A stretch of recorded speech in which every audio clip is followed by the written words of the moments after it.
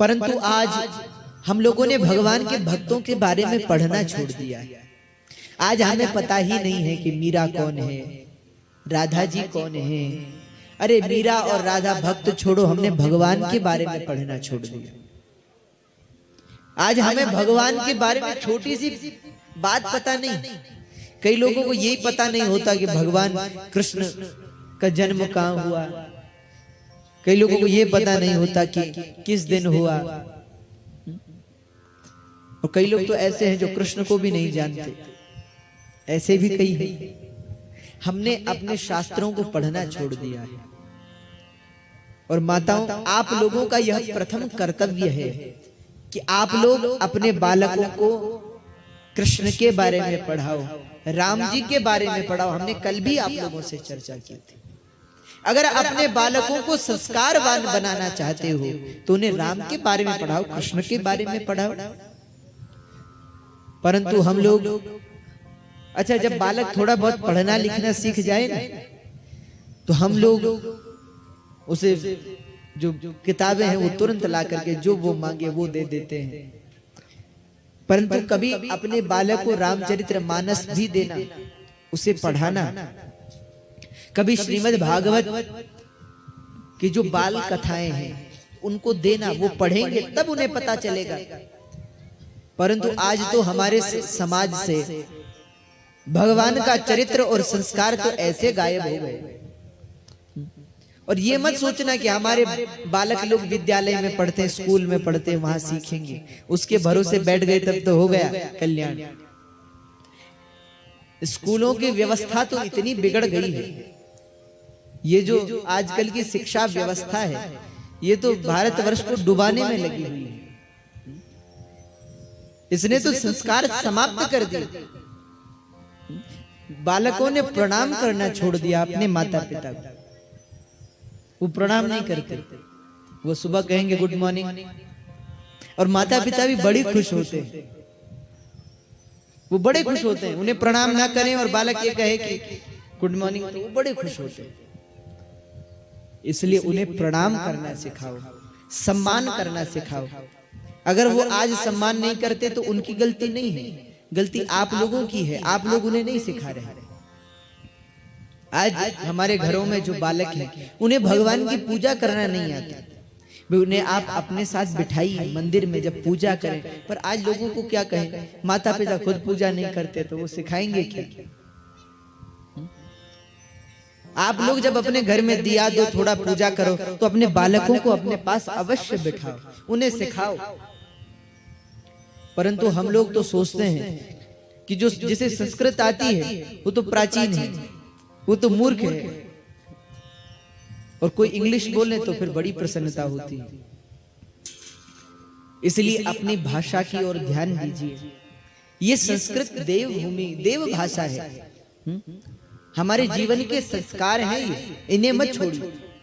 परंतु आज हम पश्चिमी व्यवस्था की ओर बहुत आकर्षित हो जाते हैं। वो भले ही पश्चिमी वेशभूषा हो, या पश्चिमी खान पान हो, या पश्चिमी व्यवहार हो, संस्कार हो, उसकी ओर हम इतने आकर्षित हो गए कि हमने अपने समाज को छोड़ दिया। आज हम लोगों को धोती पहनने में शर्म लगती है, तिलक लगाने में शर्म लगती है। आज हम लोगों को पूजा करने में शर्म लगती है, ये कहने में शर्म लगती है कि हम भगवान को मानते हैं।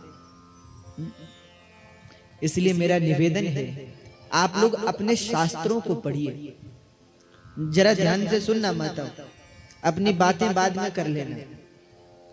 फिर अभी तो अपनी बातों में लगे रहोगे, कुछ सुनोगे नहीं। फिर कल के दिन जब बालक घर से बाहर निकालेंगे ना, तब फिर लोग रोते, महाराज हमने इतना पढ़ाया लिखाया, बाद में हमें बाहर कर दिया, हमें निकाल दिया। इसलिए अपने बालकों को आज की शिक्षा व्यवस्था सिखाओ, कोई बात नहीं, पर उन्हें यह सिखाओ कि सुबह के समय प्रणाम करना चाहिए, भगवान को नमस्कार करें। आज तो ऐसे ऐसे विद्यालय हो गए हैं, ऐसे ऐसे स्कूल हो गए हैं कि स्कूलों में आप गले में तुलसी की माला पहनकर नहीं जा सकते।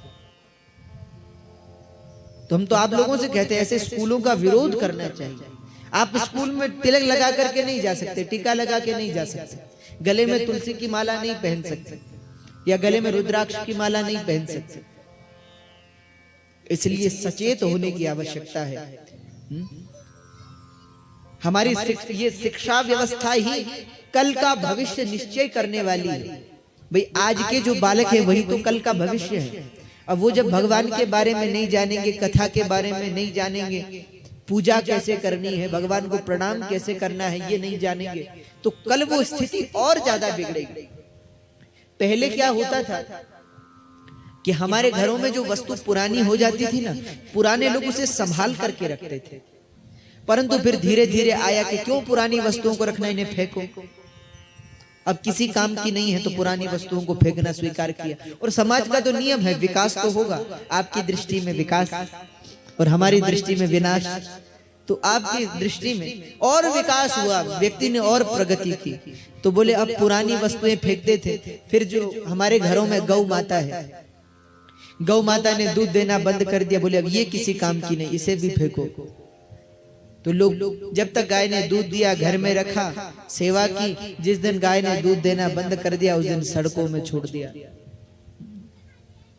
अच्छा फिर भी आप लोगों ने कहा कि कोई बात नहीं, अब इनसे कुछ मिलेगा तो है नहीं, इन्हें छोड़ो। पहले पुरानी वस्तुएं फेंकी, फिर गायों को बाहर निकाला, उसके बाद समाज और विकास हुआ हमारा।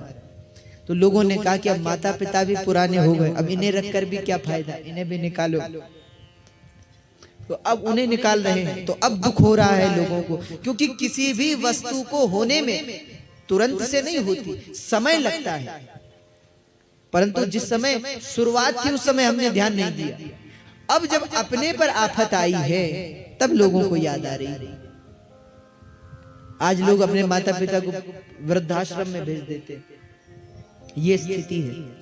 इसलिए अगर संस्कार नहीं सिखाओगे तो कल आप लोगों को ही समस्या हो जाएगी, परेशानी हो जाएगी। इसलिए चाहते हो कि कल हमारे बालक हमारी सेवा करें, हमारी देखभाल करें, तो आज उन्हें रामचरितमानस पढ़ाओ, राम जी का जीवन पढ़ाओ, भरत जी का जीवन पढ़ाओ, लक्ष्मण जी का जीवन पढ़ाओ। परंतु हमें राम लक्ष्मण से क्या मतलब, हम तो उसमें ही प्रसन्न हैं अगर हमारा बालक अच्छी इंग्लिश बोल लेता है, हम उसमें ही प्रसन्न हैं कि वो 2-4 किताबें अच्छे से पढ़ लेता है, हम प्रसन्न हैं। इसलिए माताओं आप लोगों से मेरा निवेदन है, अपने बालकों को अच्छे संस्कार सिखाइए। इस शिक्षा व्यवस्था ने तो भारत को बिल्कुल विनाश की ओर ले जा रही है। ये शिक्षा व्यवस्था, आज के स्कूलों में प्रार्थना होती, उसमें भगवान को नमस्कार नहीं करते, न जाने क्या क्या हो रहा है। और हमारे सनातन धर्म को, ये जो हिंदू धर्म है, इसको भ्रष्ट करने के लिए, मिटाने के लिए तो इतने प्रयास चल रहे हैं। कई जगह धर्म परिवर्तन कराया जाता है, कई जगह हम लोग जाते हैं तो पता चलता है महाराज, कई लोग कहते हैं, बोले महाराज यहाँ ऐसा भी एक केंद्र है कि आप अगर धर्म परिवर्तन कर लो तो आपको इतने लाख रुपए दिए जाएंगे या आपको नौकरी दी जाएगी। और हमारे पहाड़ों में भी कई लोग धन के लोभ में आकर के अपना धर्म परिवर्तन कर लेते हैं। अरे ऐसे व्यक्ति को तो धिक्कार है। कभी आप इतिहास में पढ़िए। अच्छा आज आप देखिए कि हमें इतिहास में किसको पढ़ाते हैं, हमको क्या पढ़ाया जा रहा है इतिहास में? हम इतिहास में पढ़ रहे हैं जिसने भारत को लूटा उनके बारे में, अकबर के बारे में, किन लोगों के बारे में पढ़ रहे हैं। कभी हमारे इस भारत की भूमि पर ऐसे ऐसे लोग हुए, रानी लक्ष्मीबाई हुई है, इस भारतवर्ष में महाराणा प्रताप हुए, श्री शिवाजी महाराज हुए, और शिवाजी महाराज के पुत्र थे, उनका नाम था संभाजी महाराज। उनको एक बार मुस्लिम राजाओं ने पकड़ लिया, उनको कहा कि आप धर्म परिवर्तन कर लो, उन्होंने मना कर दिया। उनका चरित्र आप कभी पढ़ेंगे तो आपकी आंखों में आंसू आ जाएंगे। कई दिनों तक उन्होंने वो पीड़ा सही जो नरक में भी नहीं दी जाती। उनके शरीर के नाखून उखाड़ लिए गए, उनकी आंखें फोड़ दी गई कि आप अपना धर्म छोड़ दो, पर उन्होंने कहा मैं प्राण छोड़ दूंगा, अपना धर्म नहीं छोड़ूंगा। उसके बाद उनके शरीर के अंग काटे गए, उनके शरीर में जो ये चमड़ी है इसे निकाला गया, और जब अंत में कुछ नहीं हुआ तो फिर शरीर के कई टुकड़े टुकड़े कर करके उन्हें उनकी मृत्यु हो गई, परंतु उन्होंने अपने सनातन धर्म को नहीं छोड़ा। परंतु आज के लोग कुछ धन के लोभ में अपने धर्म को परिवर्तन कर लेते हैं, अपने देवी देवताओं को छोड़ देते हैं और फिर बाद में परेशान होते हैं, फिर उन्हीं देवी देवताओं के पास आते हैं कि अब प्रभु बचाओ। इसलिए ये बड़े दुख की बात है। और आज तो जो स्कूल है ना, वो बहुत बड़े धर्म परिवर्तन के केंद्र बन गए। स्कूल नहीं है, उन स्कूलों में ये नहीं सिखाया जाता कि अपने माता पिता को माता पिता बोलो, वहां न जाने क्या क्या सिखाया जाता है। भगवान के प्रति अनास्था सिखाई जाती है, उन्हें बताया जाता है कि ये सब मूर्खता है, भगवान कुछ नहीं होते। और यहाँ तो जो लोग हमारे पहाड़ों में रहकर भी अगर कोई कहे कि भगवान नहीं है, हमें तो उससे बड़ा मूर्ख धरती पे दूसरा कोई नहीं लगता। यहाँ आप देखेंगे भगवान शेषनाग जी है, भगवान रघुनाथ जी है, सोमेश्वर महाराज है, कितनी शक्ति है। क्या ये शक्ति नहीं है? आप देखें कि ये जो डोली बनी हुई है किसकी है? लकड़ी की बनी है ना, इसमें क्या है? अंदर मूर्तियां रखी है ना, तो कैसे अपना प्रत्यक्ष प्रमाण देती है? फिर भी लोग कहते हैं कि भगवान पता नहीं है कि नहीं है, तो वो तो मूर्ख है जो सब कुछ देखकर भी मना करता है। आप अगर भगवान पर विश्वास रखो, और विश्वास के यहां तो भगवान साक्षात बैठे हैं। वो क्या शक्ति है जो हमारे मन की बात को पहचान लेती है, जो हमारे मन की बात को जान लेती है? वो क्या शक्ति है? इसलिए माताओं, आप भले ही आज की शिक्षा व्यवस्था में बालकों को पढ़ाओ, परंतु शिक्षा विद्यालयों के भरोसे मत रहना। हमारे समाज की स्थिति बहुत बिगड़ गई है आज।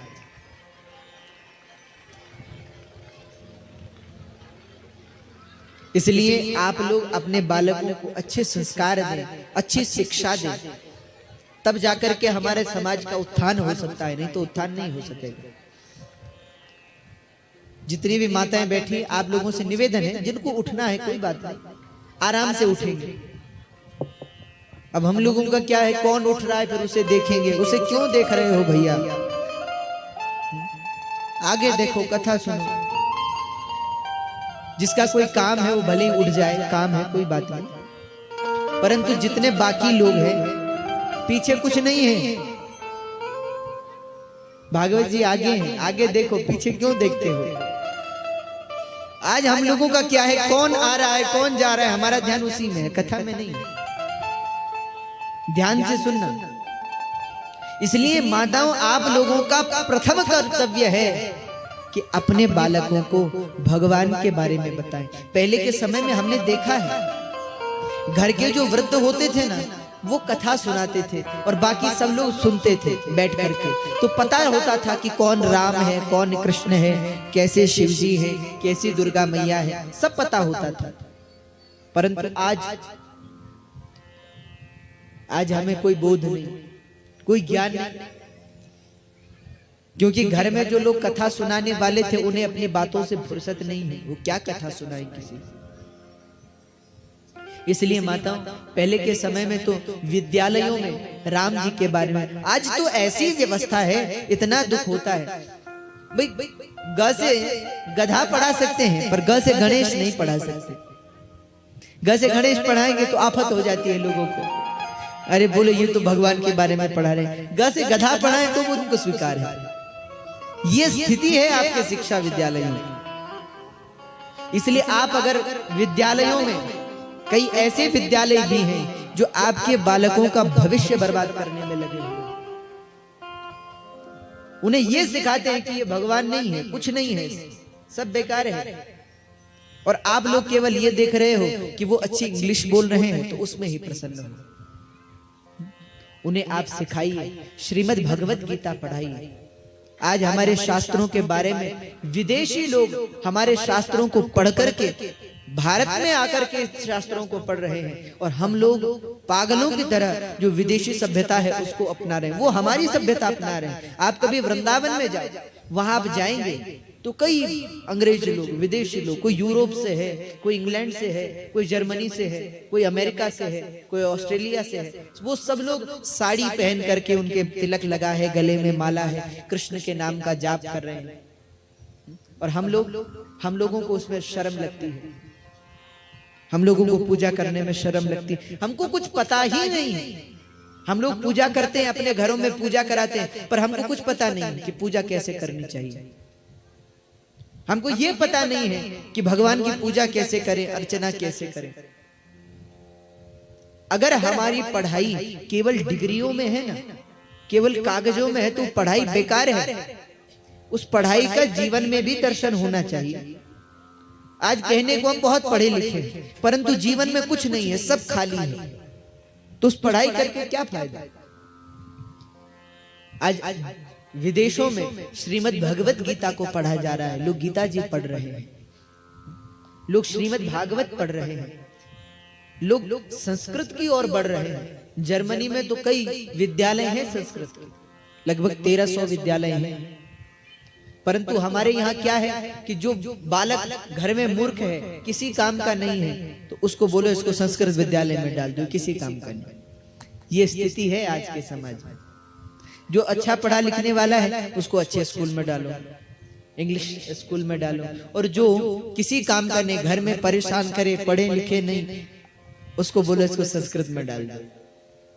संस्कृत बहुत जटिल विषय है, इंग्लिश सरल है, संस्कृत कठिन है। कैसे आप देखेंगे, अगर इंग्लिश में जो शब्द है ना, अपनी ओर से आप शब्द नहीं बना सकते, जो बने हैं उनका ही अनुसरण करना होगा। जैसे आप देखिए इंग्लिश में सूर्य को क्या कहते हैं, सन कहते हैं। अब अगर पूछा जाए कि सन का कोई पर्यायवाची बताओ, तो सन का क्या पर्यायवाची है। या चंद्रमा को मून कहते हैं, तो मून का पर्यायवाची क्या है, कोई बता नहीं सकता, कोई कितना भी बड़ा इंग्लिश का विद्वान हो। परंतु आप संस्कृत में कहें कि सूर्य का पर्यायवाची बताओ, तो हम कहेंगे दिनकर, भास्कर, कई नाम है भगवान सूर्य नारायण के, कई नाम। आप चंद्रमा के लिए कहो तो चंद्रमा का नाम शशि, सोम, चंद्रमा के कई पर्यायवाची हैं, 50 से ज्यादा पर्यायवाची हैं चंद्रमा के। संस्कृत में आप नए शब्दों का निर्माण स्वयं कर सकते हैं, पर इंग्लिश में नहीं कर सकते। इसलिए हमारी जो संस्कृत भाषा है ना, वो देव भाषा है। आजकल अभी बीच में चर्चा चल रही थी वैज्ञानिकों में, ध्यान से सुनना। वैज्ञानिकों ने ऐसा सोचा कि एक ऐसा कंप्यूटर बनाया जाए जो बोल सके, टॉकिंग कंप्यूटर बनाने की बात चल रही थी। तो जब उसके लिए कोई भाषा नियुक्त करनी थी, क्योंकि कंप्यूटर के पास अपना विवेक नहीं होता। संस्कृत जो कंप्यूटर में जो लिखा है वो उसी को पढ़ेगा, उसके पास अपना विवेक नहीं है कि कहां हम टी साइलेंट करें, कहां ई साइलेंट करें, उसके पास अपना विवेक नहीं है। तो उसके लिए जब कोई भाषा प्रयुक्त, किस भाषा को उस पर लगाया जाए, तो पता चला, वैज्ञानिकों ने कहा कि इस कंप्यूटर के लिए सबसे उचित भाषा संस्कृत है। और हम लोग उस संस्कृत को कह रहे हैं कि ये बेकार है, बर्बाद है, किसी काम की नहीं है। क्योंकि संस्कृत में वाक्य को उच्चारण करने के प्रकार भी अलग अलग हैं। वाक्य को, शब्द को प्रयोग करने के प्रकार अलग अलग हैं। जैसे ह्रस्व, दीर्घ और प्लुत, 3 प्रकार की प्रक्रियाएं संस्कृत में होती हैं। आप अगर संस्कृत में कह रहे हो दिन, तो दिन मतलब जो अभी हो रही है, और उसमें बड़ी ई लगा दो, और उसके वाक्य ध्वनि को आप देखें, ध्वनि को नापे, आपने जोर से कहा दीन, तो फिर उसका अर्थ दिन नहीं होगा। दीन मतलब कोई दीन दुखी, वहां अर्थ चला जाएगा। इसीलिए हिंदी में, हमारी संस्कृत में, भाषाओं में स्वर का और साथ में उसकी ध्वनि का बहुत उपयोग है। इसलिए हमारी संस्कृत भाषा बहुत वैज्ञानिक भाषा है। और आज तो वैज्ञानिक कह रहे हैं, बोले समस्त भाषाओं की उत्पत्ति संस्कृत से ही हुई है, सब भाषाएं संस्कृत से निकली हैं। परंतु हम लोगों को फुर्सत कहाँ है, हम लोगों को तो संस्कृत पढ़नी ही नहीं है। हम लोग कहते हैं ये संस्कृत तो क्या है, किसी काम की नहीं है। संस्कृत बोलने में और पढ़ने में लोगों को शर्म लगती है। आज हम लोगों को संस्कृत पढ़नी नहीं आती है, ये हालत हम लोगों की है। आप अगर अपनी सभ्यता पर, अपने संस्कारों पर, अपने पूर्वजों के धरोहर को ध्यान नहीं देंगे तो फिर आपके संस्कार समाप्त हो जाएंगे, आपका जीवन का जो अस्तित्व है वो मिट जाएगा। इसलिए माताओं, अच्छी बात है आप आज की सभ्यता से चलो, परंतु अपने संस्कारों को लेने में शर्माओ मत। आज हम लोगों को शर्म लगती है। कोई अगर इंग्लिश में बात करता है तो वो बड़े कॉन्फिडेंस से बोल रहा है, और कोई हिंदी में बोल रहा है तो उससे बड़ा, और संस्कृत में बोले तब तो छोड़ ही दो। लोग बड़ा मजाक उड़ाते हैं संस्कृत वालों का। इसलिए माताओं, आप लोग अगर अपने बालकों को संस्कारवान बनाना चाहते हो, अगर ये चाहते हो कि जब कल आप बुढ़ापे में पहुंच जाओ, शरीर वृद्ध हो जाए, कोई काम नहीं हो, चाहते हो कि तब हमारा पुत्र हमारी सेवा करे, तो उसे संस्कृत पढ़ाओ, उसे राम के बारे में पढ़ाओ, उसे कृष्ण के बारे में पढ़ाओ। परंतु हमने राम के बारे में नहीं पढ़ाया। इसलिए अगर चाहते हो कि आपका पुत्र संस्कारवान बने, कम से कम माताओं, आप लोगों की जिम्मेदारी है, बालक की पहली गुरु माँ है, और माँ का यह कर्तव्य है कि वो उसे संस्कार दे। माँ को क्यों पूजनीय कहा गया? सबसे कहते मातृ देवो भवः, फिर कहा पितृ देवो भवः, फिर कहा आचार्य देवो भवः, और फिर कहा अतिथि देवो भवः। तब भगवान का नंबर आया है। पहले माँ का, फिर पिता का, फिर गुरु का, फिर अतिथि का, फिर भगवान का। तो सबसे प्रथम माँ को माना गया। तो माँ का कर्तव्य है, आप लोग जब पूजा करने के लिए बैठते हो तो अपने बालक को साथ में बैठाओ। पढ़ाई तो हो जाएगी, पर कम से कम 5 मिनट 2 मिनट दिन में जरूर निकालें, अपने साथ बिठाएं, भगवान की पूजा करवाएं। अपने बालकों से ज्यादा ना हो तो ये कहे नियम बना दो कि नित्य हनुमान चालीसा का पाठ करो। ये तो बहुत अच्छा है। आज के समाज में श्री हनुमान जी की पूजा करेंगे तो बल बुद्धि विवेक की प्राप्ति होगी। तो अपने बालकों से श्री हनुमान जी की लिए हनुमान चालीसा अवश्य पढ़वाइए अपने बालकों से नित्य, तो उन्हें बल भी प्राप्त होगा, बुद्धि भी प्राप्त होगा, विवेक भी प्राप्त होगा। तो अगर आप लोग चाहते हैं समाज संस्कारवान बने, तो आप लोगों को प्रयासरत रहना होगा। प्रयास